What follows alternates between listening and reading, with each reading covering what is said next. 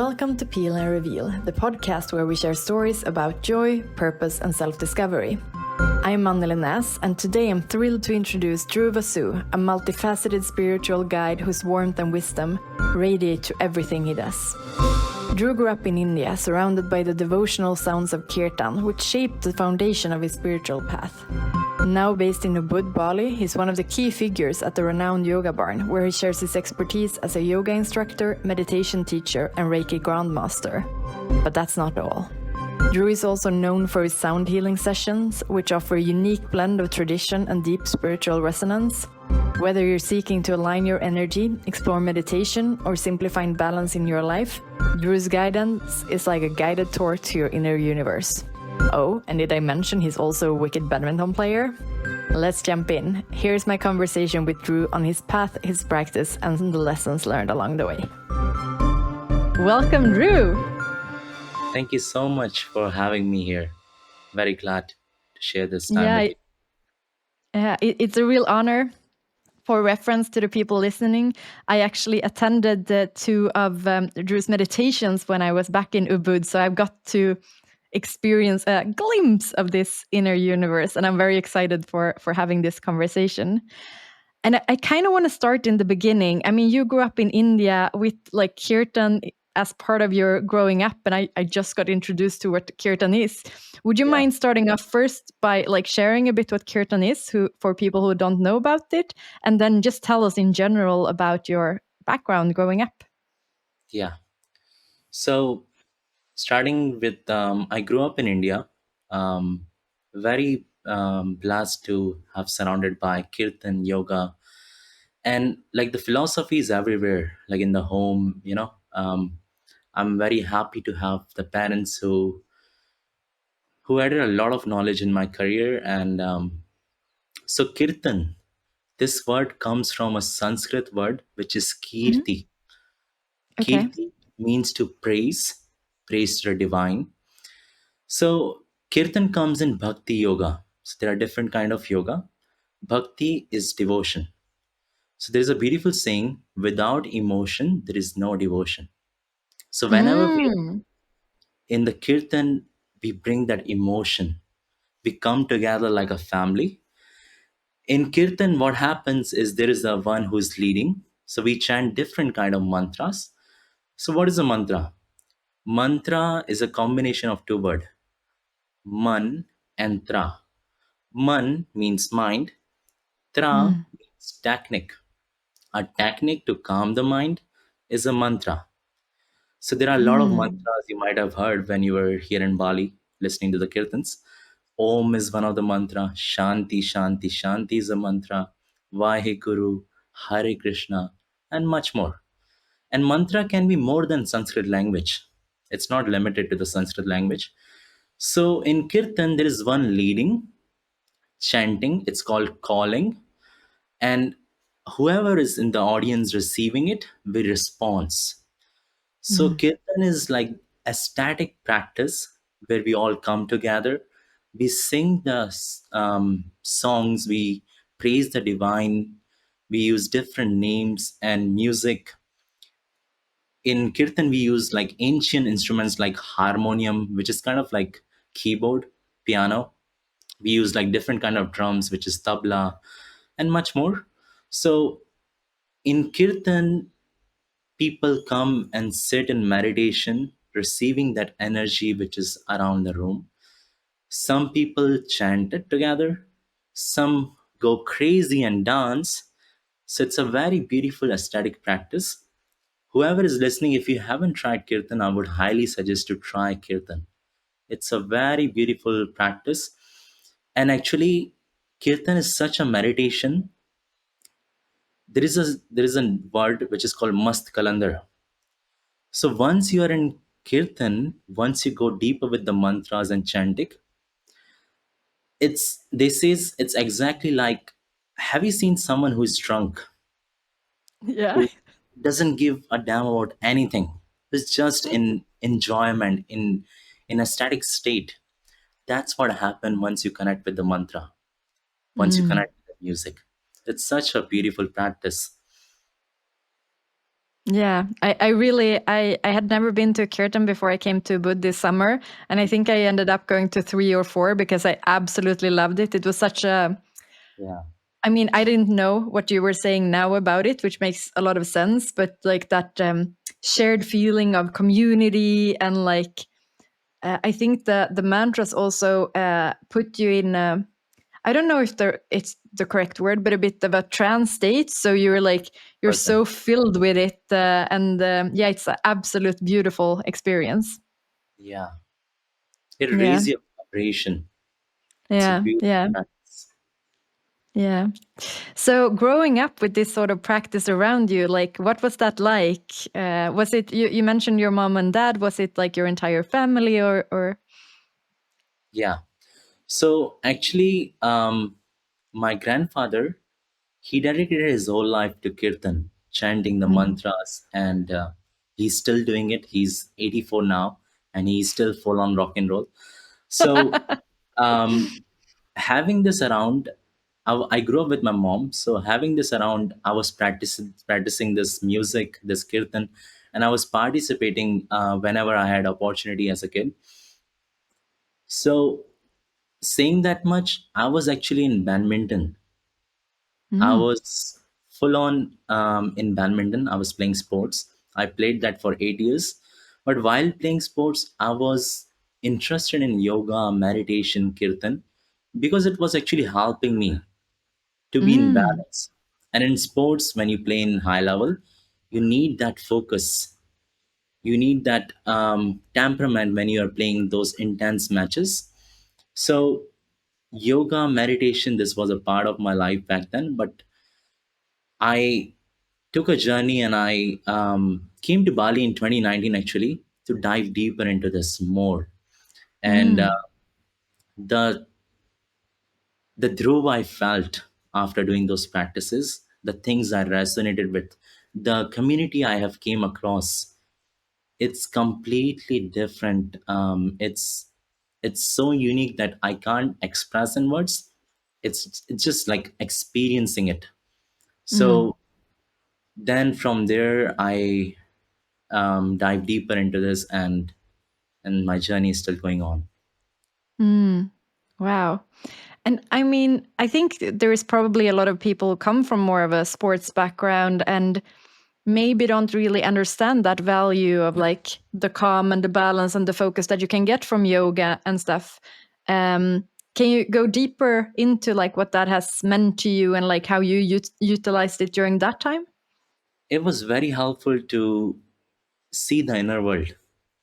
It's what happened in our day-to-day life. We escape things, whatever the emotions that we feel. We try to escape and try to find alternatives of that. So yoga and meditation helped me to see and watch and observe whatever was happening in my inner world. And I heard a beautiful saying: to see is to be free, to feel is to heal.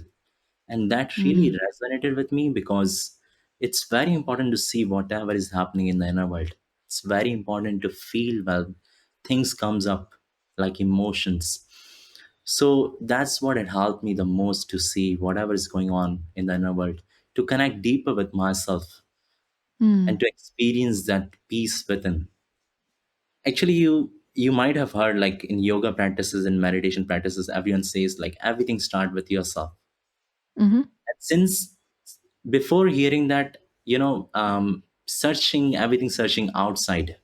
But the moment I started practicing, I actually started diving deeper and slowly finding out whatever I'm searching outside is already inside, and the outside is Mm. really the reflection of my inner world. So Mm. that was the one thing which really helped me to observe my true nature, who I am. Mm. How did you figure that out? Just sitting in meditation, just Mm. observing the inner Mm. world. Yeah. Yeah, observing the thoughts. So thoughts are like horses. It comes by one by one. Mm-hmm. So what I figured out, if I jump on the horses will take me somewhere else. I Mm. learned how to observe those horses, how to observe those thoughts, not getting attached with it. Mm. To see is to be free. That's what I Yeah. mainly learn about from you. Yeah. So today you teach yoga and you are a meditation teacher and you also are a grandmaster of Reiki. How did you end up with these practices and how do you combine them and like tell me a bit about what these mean to you? Yeah. So my journey started with the meditation training, which I actually did with my father. So my Hmm. father has been practicing this meditation, yoga, Reiki for years and years. So I started my journey with him, and it's a blessing. And after learning from him, I discovered a lot of masters who have like wealth of knowledge. And so after learning from them, adding my own element and seeing what I resonate with, the active consciousness meditation that you have practiced, that's Hmm. something I really resonated with. That's Mm. something I practice for a lot of times, and still, I still practice it because life is Mm. on journey. It's always ongoing journey. So combining the teachings and combining the teachings that I'm learning from myself while sitting or just observing, Mm. and after feeling those things, like once you sit in meditation, the peace that you experience, once you do kirtan, the bliss that you experience, that was my mission to share it forward, and Mm. I'm still on that journey to learn and share. I think for me personally, the more I meditate and the more, well, I try kirtan and stuff, kind of the less I want to do other stuff. I just want to do that. Is that normal? Of course, it's completely normal. Once you get that taste, once you Yeah. get that taste, once you connect with yourself, because Mm. it's so much going on nowadays. We have a beautiful attachment nowadays, which is called mobile phones, right? So Yeah. there's so much going on. It's like so much things which are meant to be for good use, but it's on us how we are using it. So much going on, and finding the time to sit with yourself, it's very hard nowadays. So Mm. just finding the time, it doesn't have to be in the morning. People say wake up at 2 a.m., 3 a.m., 5 a.m., like that Yeah. strict. Finding the time just to sit with yourself. It doesn't have to be in, like, lotus posture doing meditation. Just sitting with yourself, maybe near the beach, maybe in the Mm. some anywhere. And once you see, just experiencing, just normalizing that silence. Mm. Once you experience that silence and peace within, of course you're gonna keep seeking that. Yeah. That's actually a When very I yeah, when I started my journey to this, I didn't know that it was a journey to this. I remember so well. So I was going to a coach, and he advised me to take like 1 hour a day where I walked without like listening to anything or music or podcast or anything. And I remember this idea was like completely foreign to me. Like it felt like forever. I was like, what am I going to do with this entire hour? And when I did it, like the thoughts just kept coming, and there were so many of them. And now, if I would do it, I think I would have thoughts for maybe like the first 15 minutes, and then it would like slowly uh, just get quiet. Um, but for some, and I guess this is maybe a bit common and stuff, but for you who has like worked with many people, have been on these journeys, like how would you advise them to take on this challenge if you live in a especially a world where you are a lot active and you have your phone and all of that to kind of get to this? Because in my mind, when you hear all this recommendation about like, well, take 10 minutes and sit in meditation, like for me it's almost productive because uh, it doesn't really create a long-term effect. For me it hasn't, at least. So Mhm. what are your thoughts on that? Actually, I love that. I'm gonna keep the same. Hmm. Walking without music. What I Yeah. what I used to do, I also heard from someone, normalizing that silence. Mm. We're always engaged with something or the other. So While I was playing sports, running, doing workout, we put the headphones on, music going Mm-hmm. on. So what I did for myself was kind of same. Whenever Mm-hmm. I'm running for hours, so in training we were running for hours. Whenever I was running, removing that earphone, normalizing that silence, and Mm-hmm. slowly and gradually, it takes time. We're human beings, right? So starting with baby steps, and with by time you're gonna experience something which you haven't before. And the Mm-hmm. moment you experience, the moment you feel, the moment you see that, that's gonna motivate you to keep on that journey. It Mm-hmm. doesn't Meditation is not only when you're sitting in meditation in lotus pose or this pose and sitting for 10 minutes, putting the timer on. Meditation can be everything. Right now we talking, if we are completely focused what we are saying, what we are talking, that can be Mm-hmm. a meditation. Eating food in India Mm-hmm. is such a big meditation. Like, Mm-hmm. if I'm meeting with my grandfather, there are no talks. He doesn't let me talk. There's a Really? It's a big meditation because the moment you're eating food, if you're not conscious, you don't know where it's going, right? What you're Mm-hmm. eating. And I actually, myself, I suffered a lot with, because sitting in front of the screen and eating food, you don't know what you're eating, what's going on inside your body. So everything can be meditation. Taking a shower can be meditation. Feeling that water on your skin. Mm-hmm. So finding that presence, presence of the Mm-hmm. present, finding that time, whatever you're doing, if you're fully present with it, it's a meditation. So Wow. understanding that can be helpful. Yeah. Oh, that's interesting. I mean, I have been practicing presence as well, but I never saw it as meditation. So this helps me. Exactly. Um, but the active consciousness meditation, that is a combination of breath work and focus and so forth. Can you tell me a bit about like the story about that and maybe share with the listeners on like how it works and not only in practice in the session, but what it does afterwards and so forth? Yeah. So active consciousness meditation is also known as Ananda Mandala. So Ananda means bliss. Mandala means circle. So in the session, if you remember, we sit in the circle, holding hands, Mm-hmm. creating that energetic circle. And Ananda Mandala means experiencing that bliss sitting in the circle. So in this meditation, we practice a very powerful breathing technique, which is actually derived from 5,000 years old of pranayama technique, which is Mm-hmm. known as Agni Sar Kriya. Agni means fire.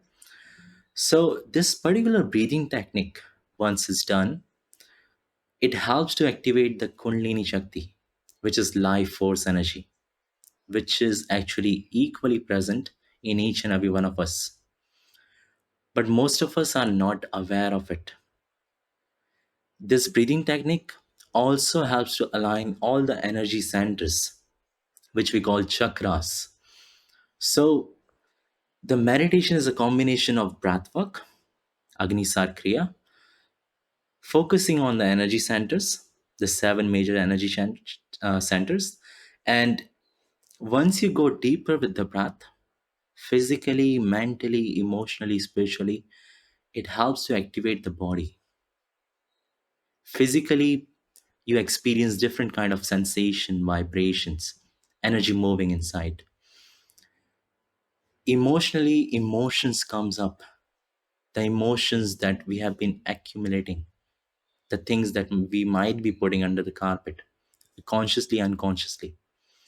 So, since the time we were in mother's womb up until now, whatever we have been through, and still day by day as human beings, whatever we go through, if it's not experienced or expressed completely, it gets trapped in our physical body into the cellular memory, and it becomes a cell, and those cells multiply with each other, and it becomes disease, which is a burden that we are carrying on our shoulders from years and years, and it's very heavy.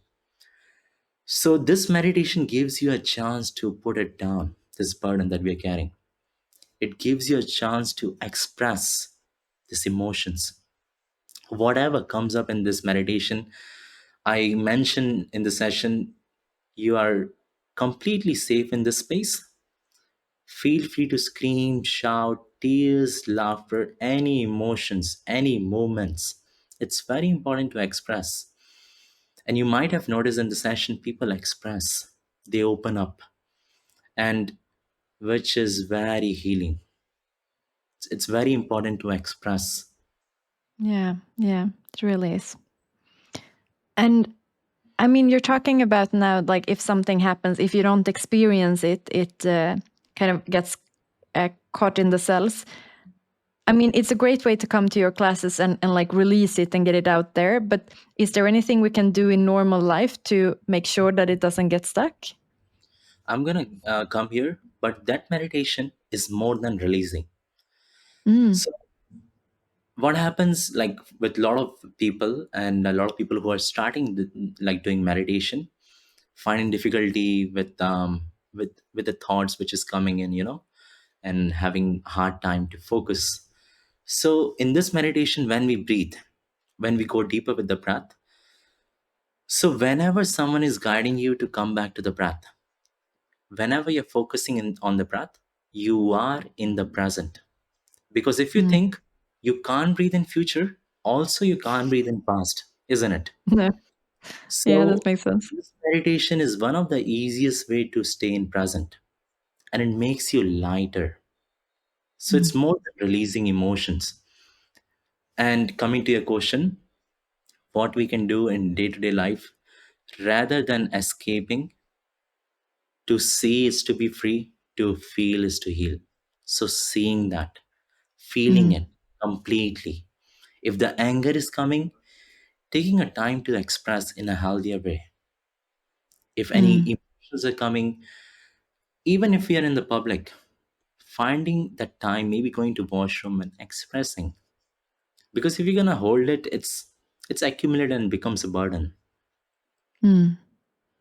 I think at least, I mean, I live in Sweden, and I think that the idea of expressing anger anywhere remotely public, even almost alone, is kind of a um, it's a hard thought to even get out. Like expressing in your class, yes, but like in a normal some sort of setting, how do you even express anger in a healthy way that is I don't know how to even put it, societally okay?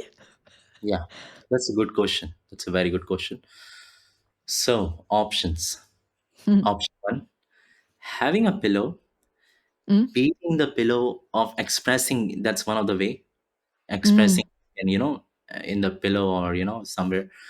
If you want to express it with your voice, like screaming and shouting, in Bali, the options are waterfall or places which mm, are, which you express. So you're safe, like you know that no one is listening, so you can just mm, let it out. So maybe finding that place to scream or shout if that's coming, if the mm, like with the moments, maybe finding a pillow and and speaking. mm, What happened most of the time with anger, we feel like something is blocked here, on the throat chakra. Speaking that, talking to, mm, if it's a person, then talking to that person, not directly, but in your room or someplace, expressing and telling, sitting in the meditation and expressing. And after mm, expressing, the first part is expressing. After expressing, forgive.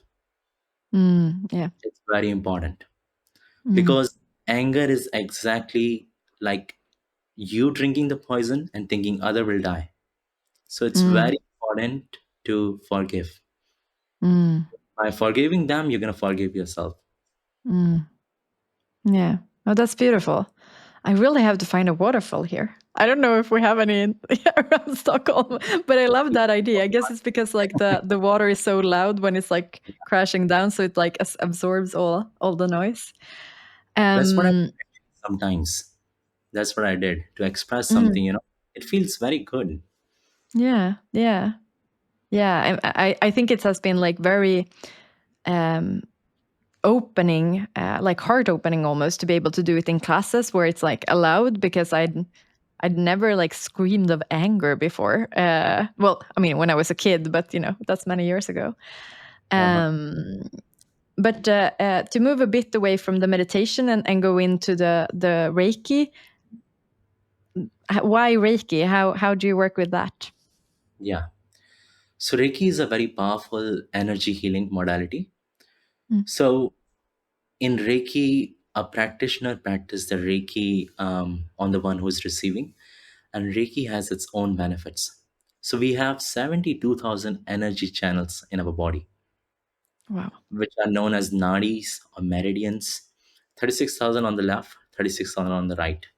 So once you receive that Reiki, it helps you to open up those energy channels. And it's more than that. It helps you to remove stress. It helps you to make you feel lighter. It opens up all the energy channels. And Reiki actually can also help. It's very helpful for self healing as well, because everything Mm. starts from yourself. So in Reiki, the first thing you learn is healing using the Reiki on yourself. Mm. Heal yourself. Everything starts with yourself. If you want to love someone, first love yourself. If you want to heal someone, first heal yourself. I still practice Reiki on myself. And Mm. Reiki is very broad. Reiki Mm-hmm. can be used everywhere. If you're in the room, you can do the Reiki symbols and use the Reiki to, raise the energy of the room. If you're Mm. eating food, you can use the symbols and give energy to the food, to so the food goes in, and it makes you whatever whatever goes inside. There's a beautiful saying actually: "Jaisa an vaisa Mm-hmm. man." It means the kind of food we eat, the same kind of thoughts and emotions we have. So Mm. Reiki is very broad, and it's a very Mm. powerful energy healing.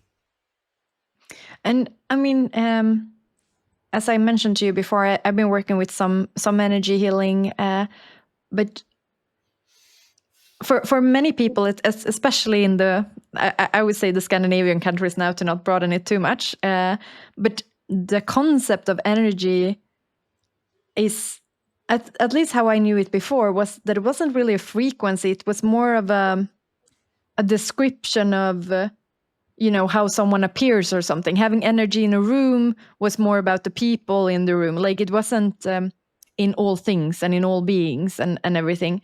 How is energy, or how did you grow up watching energy, and what is it to you, and how would you describe it? Energy can be felt. Energy can be felt very strongly once you enter the room, once you interact with someone.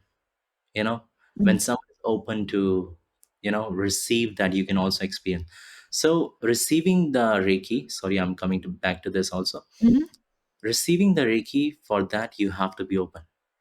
Mm. You have to believe in it, Mm. because you can also feel like, sometimes if I'm practicing, I can feel if the person is open to receive that or not, or someone is in the head. So I have to Mm. guide them to just open and relax. So after learning Reiki, my thoughts for energy broaden. So energy is very powerful. So again, trying that Reiki on myself, it gave me that belief, like how you feel after receiving it. I get to know what another person will receive, by Mm. sharing it. So the warmth, the vibration that you feel, the flow, that something is moving inside your body. Let's say if I have a pain in my knee, I sometimes try to give Reiki, and the next day it was healed.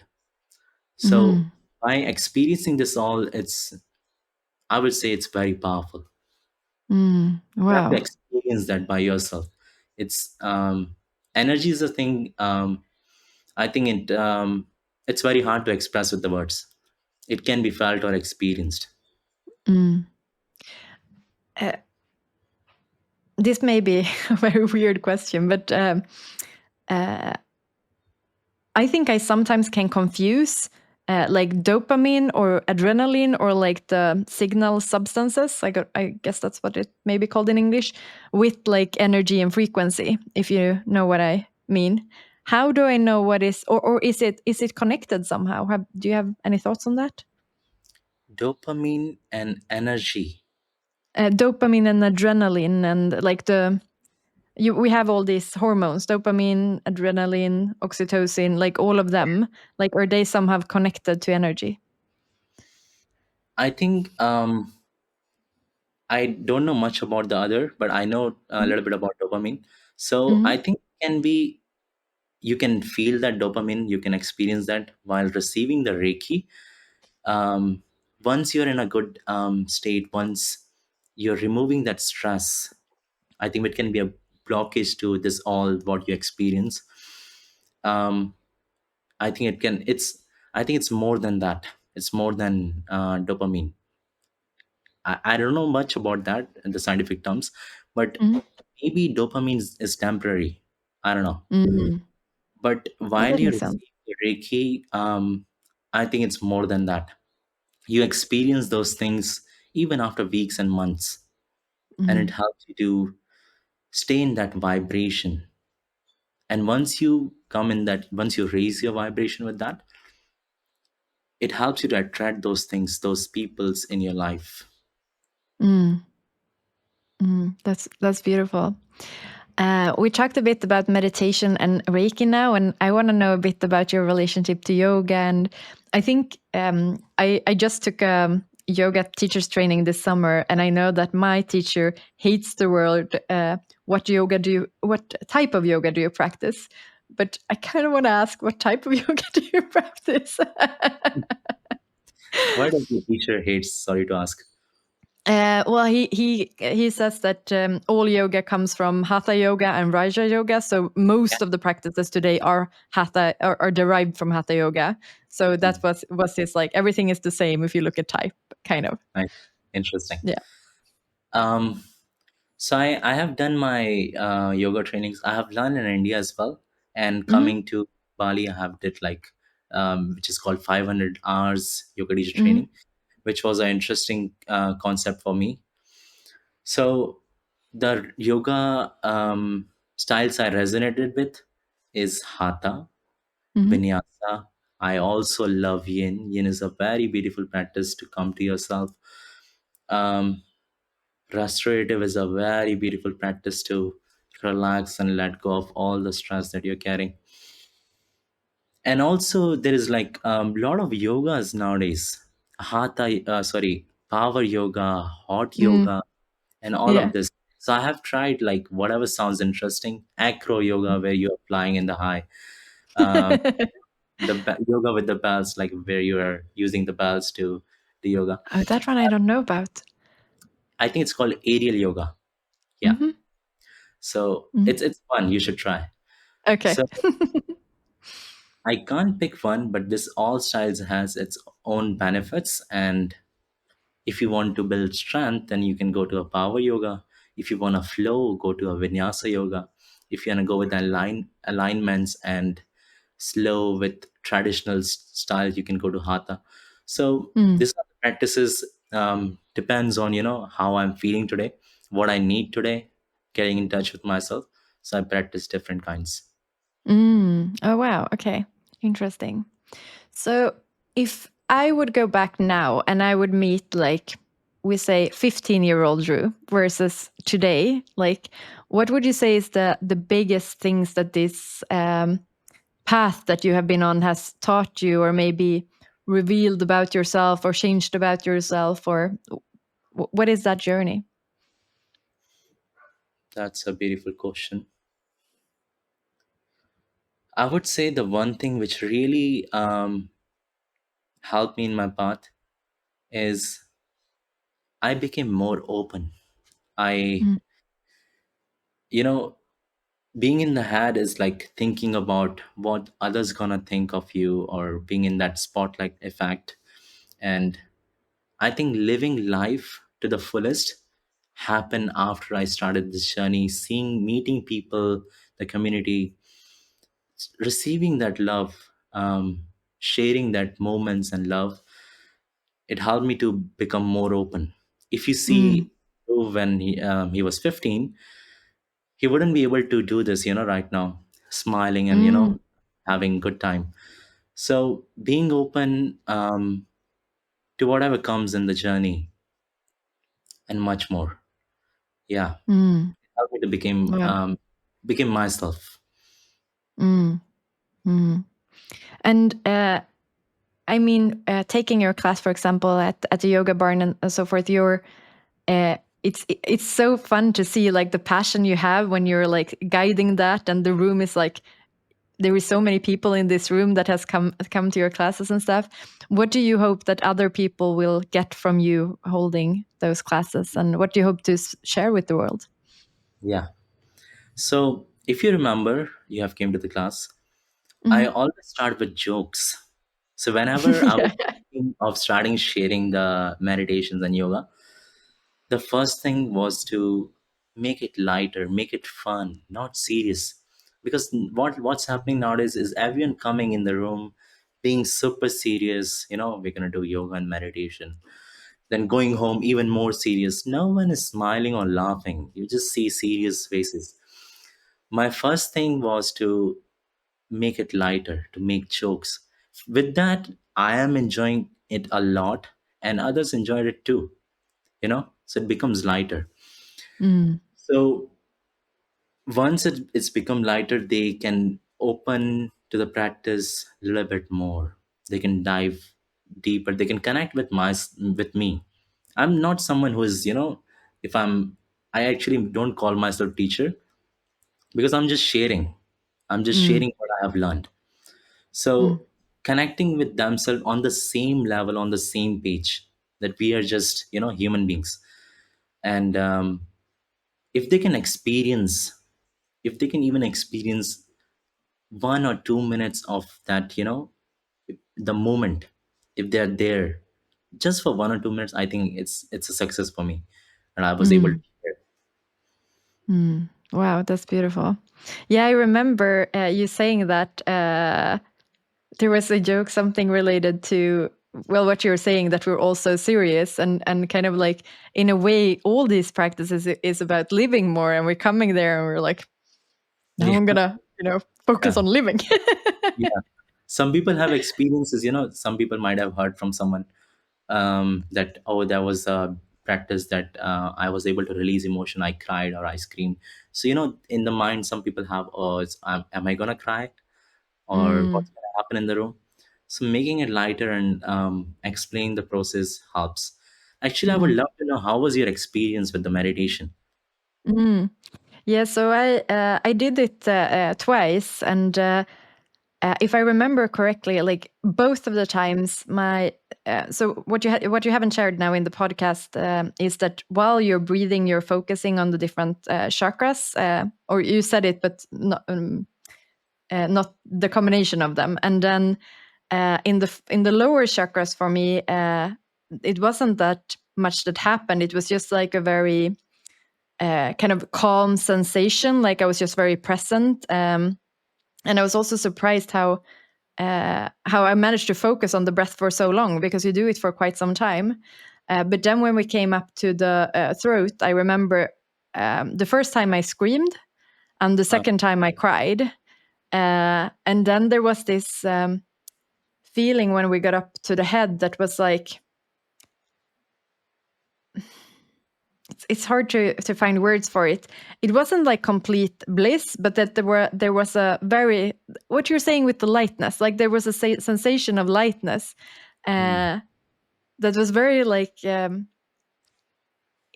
don't know if the word is intriguing, but like inviting. Like I wanted more of it, but I think yeah. there was something holding me back from really experiencing it.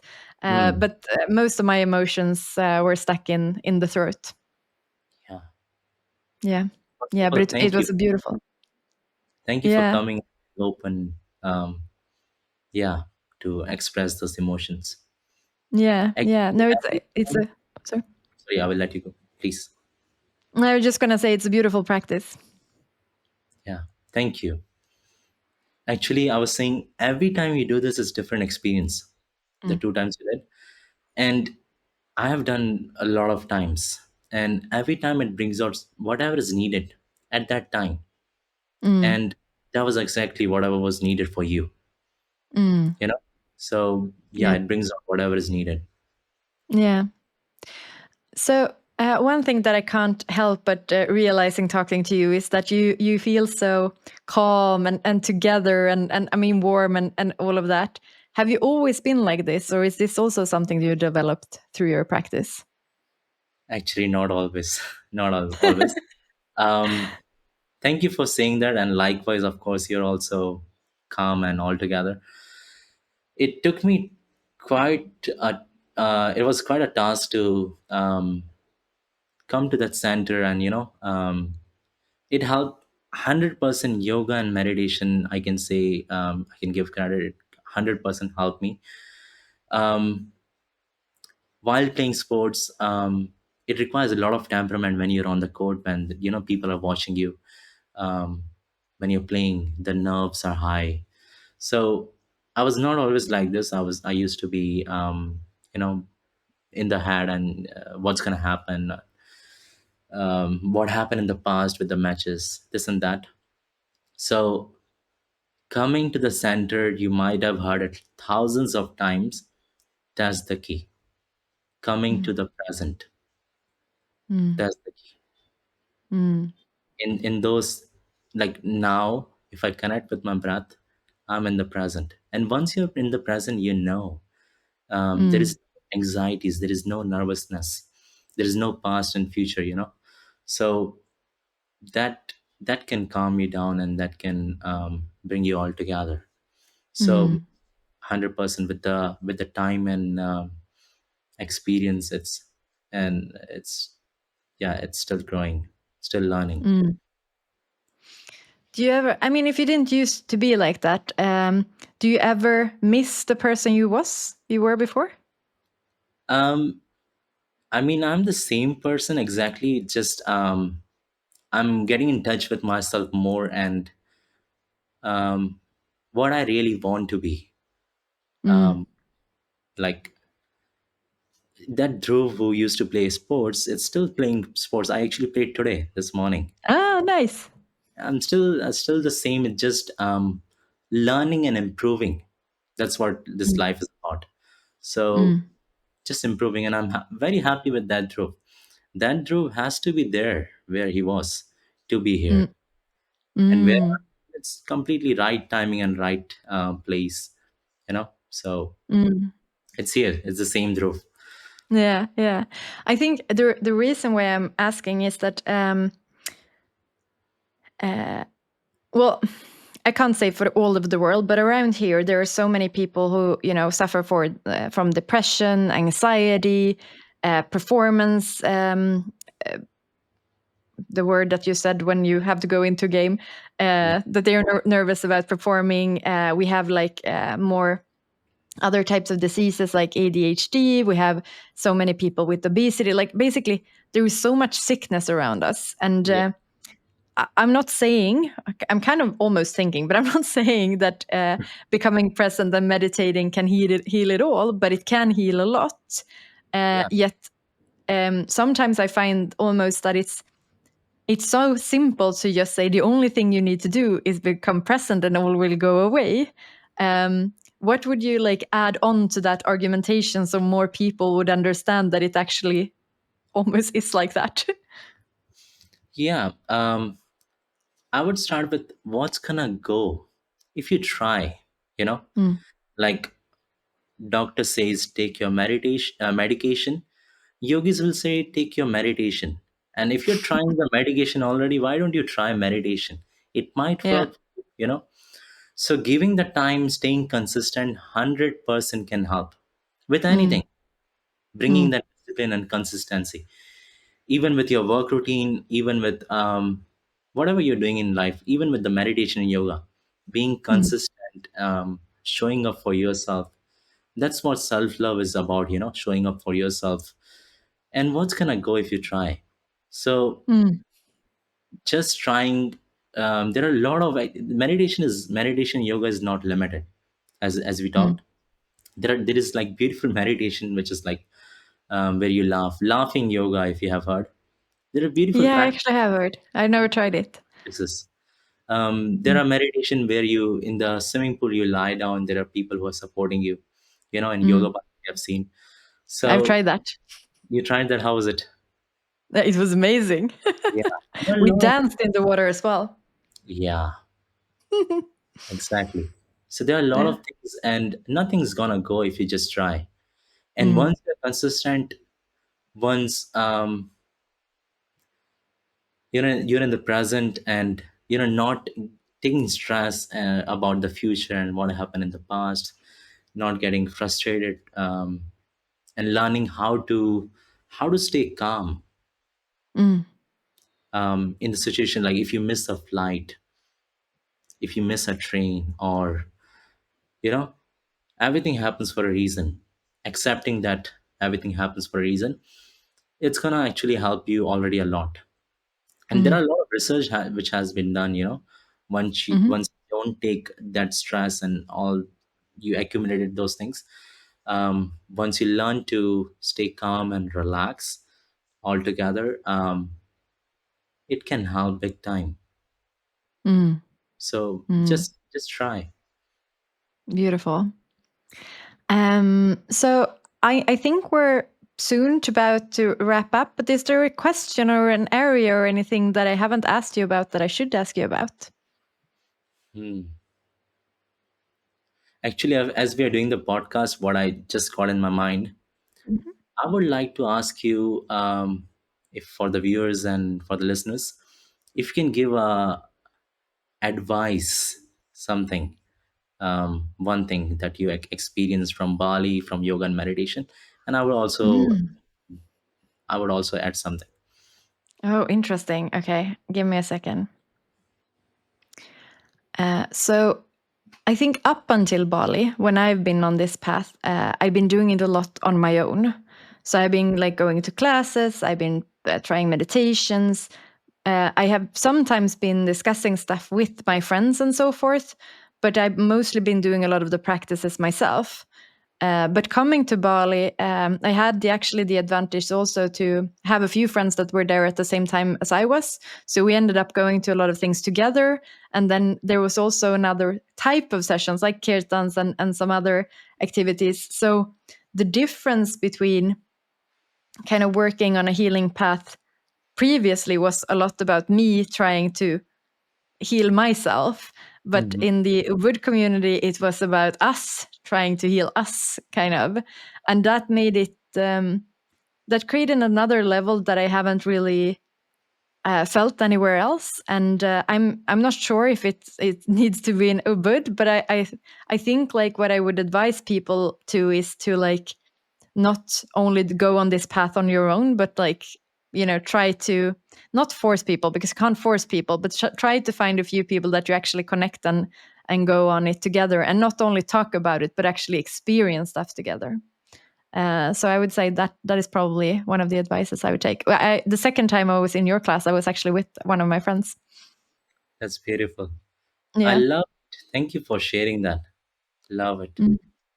It's beautiful. Yeah. So do you have one? Yes. I would add seeing your reflection in everyone that you meet, that Mm. you hang out with, everyone that you cross path with. At the end, we're all same. In Mm. front of me, you is me. Exactly, we are same. We are all same. It's just the Mm. colors, the religions, the borders. This thing separated us. At the end, we're all same. Everyone is same. Mm. Trying to help someone as you're helping yourself. Mm. Trying to do something for someone as you're doing for yourself. It's gonna change the everything. It's gonna change the effort that you're gonna give, that you're gonna put into it. There is a actually beautiful song The words are पता नहीं किस रूप में आकर नारायण मिल जाएगा. Mm-hmm. The meaning is, you know the meaning, you already understood the Hindi. No, I have no idea. Um, the meaning is you never know in which form that Narayan will appear, that divine, that God will appear, Mm. which is within everyone, which is within you, which Mm. is me, which is within everyone. You never know. So help Mm. someone like you're helping yourself. Mm. Oh, but this is interesting. So I have another question, but I'm kind of going to answer it on myself first based on that. So you get to kind of advise me before you share your own. So my question is, what are you working on currently with yourself? And for me, speaking on what you're saying is that I have a very hard time receiving, like anything. Like I love helping people out. I love giving. But one thing I heard that I think is a good saying is that receiving is giving. Because, you know, I feel good if I get to help someone else out, but I'm not really giving that back because I have a problem receiving. So, what advice do you have on my path of healing that? I think you're already seeing and observing like what is needed right there. Mm. So you know it. The moment you Mm. see is to be free. So you know what exactly you need, and as you mentioned, you're on the journey to that, and receiving is very important, you know. It's the life is all about giving and receiving. Mm. There is just two things which everyone wants to receive in life. Everyone wants in life. Any idea what is that? I'm guessing love is one of them, but I don't know the second. Exactly. Everyone wants to be loved and Mm. give love.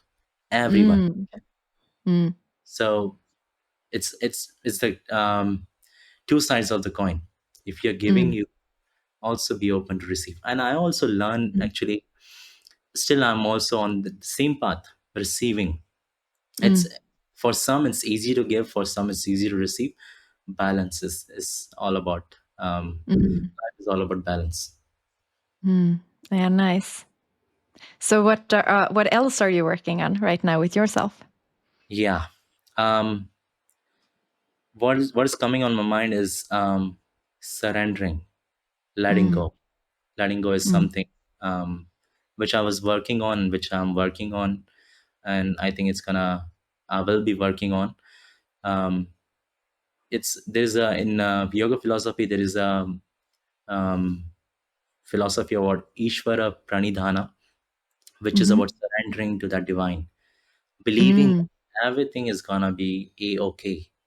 Mm. So yeah, surrendering and letting go of the Ha- control. So what's gonna happen if I, just surrendering.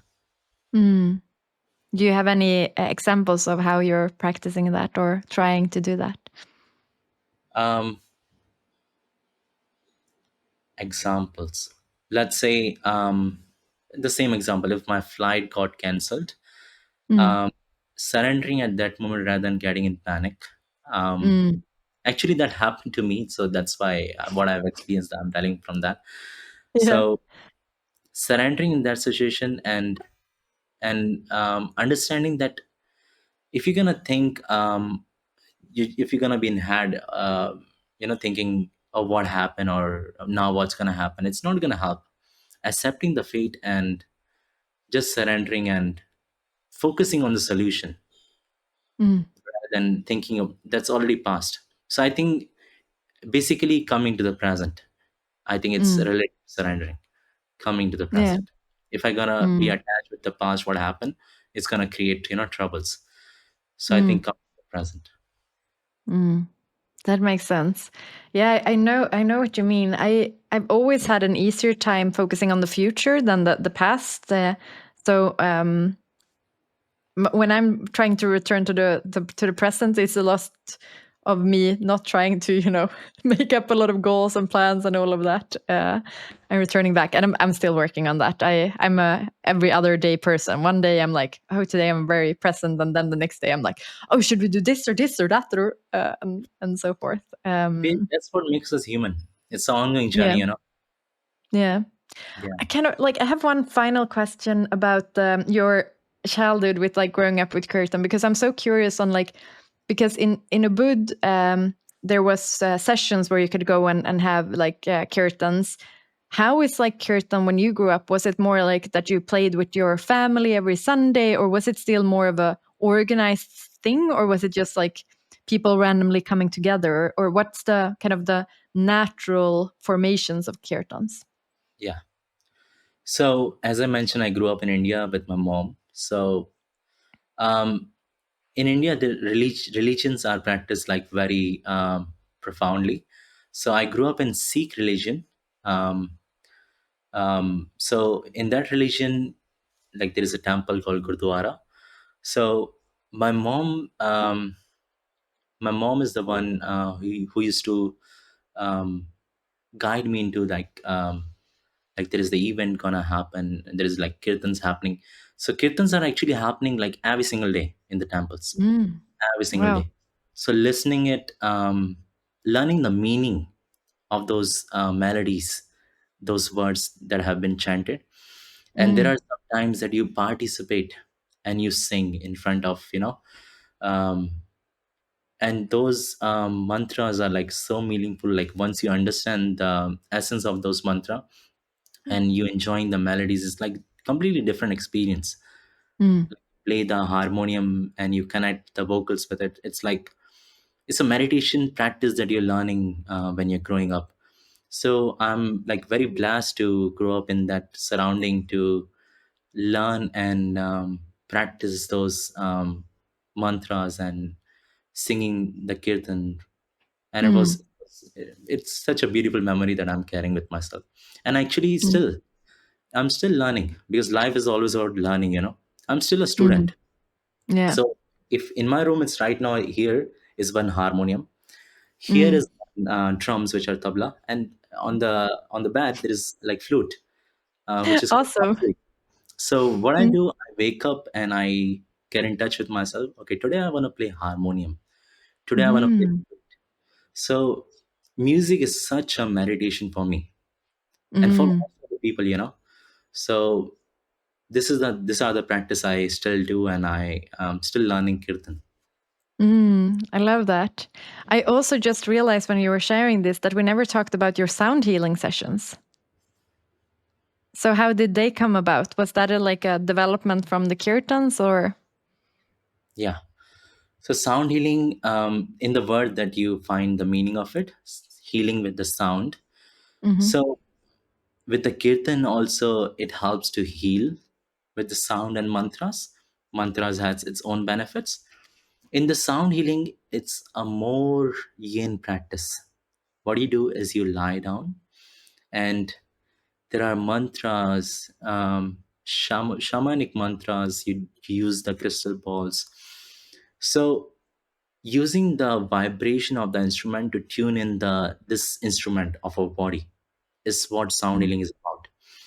So it's a very beautiful healing practice with a very passive music. The receiver just lie down, closing the eyes and receiving the music, which goes deeper and tune in the body Mm. with the instruments like crystal balls and handpan, very passive instruments. Mm. The music is completely different than kirtan. Kirtan Mm. is Yeah. more like full on rock and roll. It can be Yeah. passive as well, but it's mainly like you just dance, celebrate. Sound healing is mainly about just receiving that sound to heal yourself, and it's very Mm. powerful. Yeah. So, a lot of people heal, in life. The music, the sound helps to Mm. heal some traumas Mm. and what they have been through. Yeah. It's a very rewarding experience also, because it's so rarely that you just like lay down and focus on music. All right. I think I'm up to my final question. Is there anyone you think that I should interview from in the podcast that you know that has an interesting story? I have to think. There are a Mm. lot of teachers who are sharing beautiful practices. There are people who are not even into like sharing yoga and meditation, but they have healed a lot from it. Mm. um, and seeing, actually, I have a person who might, I have to check with them, Mm. but who have been through a lot, and coming from very far to where she is now, I Mm. think it can be very inspiring. Mm. So Wow. Is yeah, she some sort of teacher or practitioner now? she did a lot of trainings and practice on herself, but she's not Mm. sharing that forward Okay. Mm. as a teacher, because she Mm. already have a intense work schedule and everything. But I Mm. think her story can be very inspiring. So Mm. I will share the details with you after checking with Yeah, her. interesting. Yeah, check with her first. Yeah. All right. Well, Drew, it was amazing having you. I think anyone who is curious about any of these subjects will have gotten a very good description, because it's so fascinating how you know the depth of everything and how you're switching between languages to like explain stuff and so forth. So I'm very, very happy of having you here and talking to you today. Thank Thank you. you so much for organizing this. Thank you so much for whatever you're doing. Means a Mm. lot. Yeah, Thank you. thank you.